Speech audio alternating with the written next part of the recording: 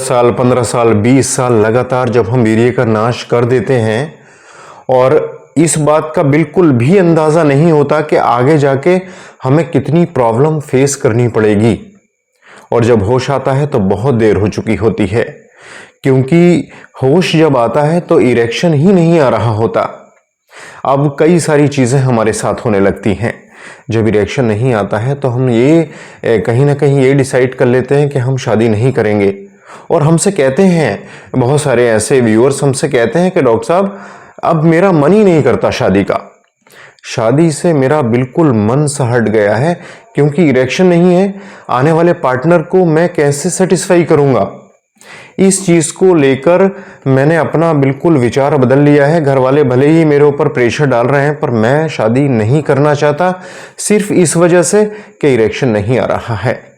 कुछ लोग तो बहुत ज़्यादा डिप्रेस हो जाते हैं, डिप्रेशन में चले जाते हैं, और किसी काम काज में उनका मन नहीं लगता, सिर्फ इसी विषय में सोचते रहते हैं कि ये इरेक्शन कैसे आए।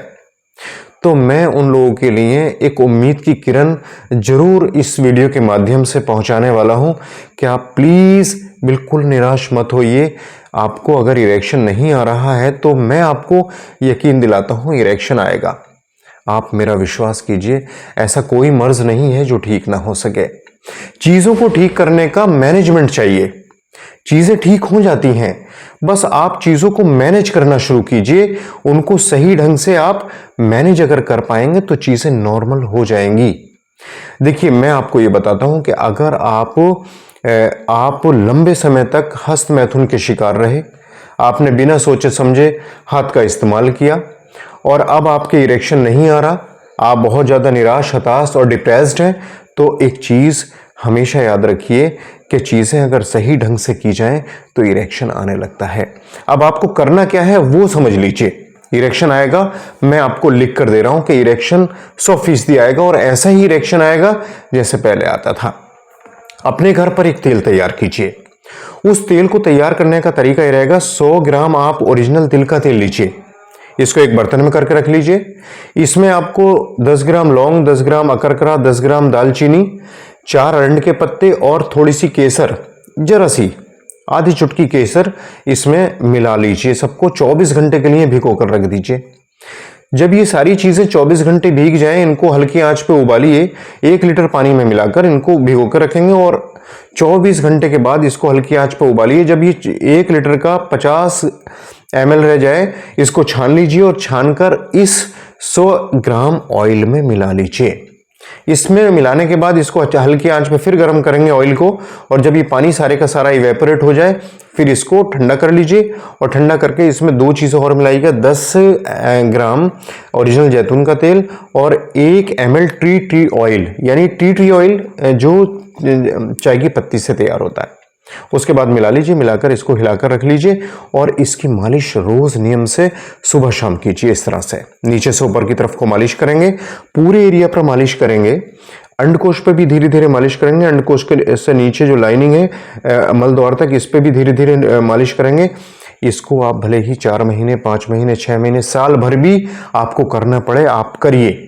मेडिकल साइंस इस बात को मानती है कि ढीली और कमजोर मांसपेशियां, कमजोर नसें इस मालिश से पूरी तरह से मजबूत और स्ट्रांग हो जाएंगी।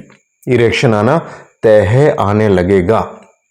अच्छा खान पान रखिए, ऐसे खाद्य पदार्थ मत लीजिए जो खून को गाढ़ा करें, सर्कुलेशन में बाधा पैदा करें। अच्छे खाद्य पदार्थों में अच्छे फ्रूट्स, वेजिटेबल्स का इस्तेमाल कीजिए अधिक से अधिक।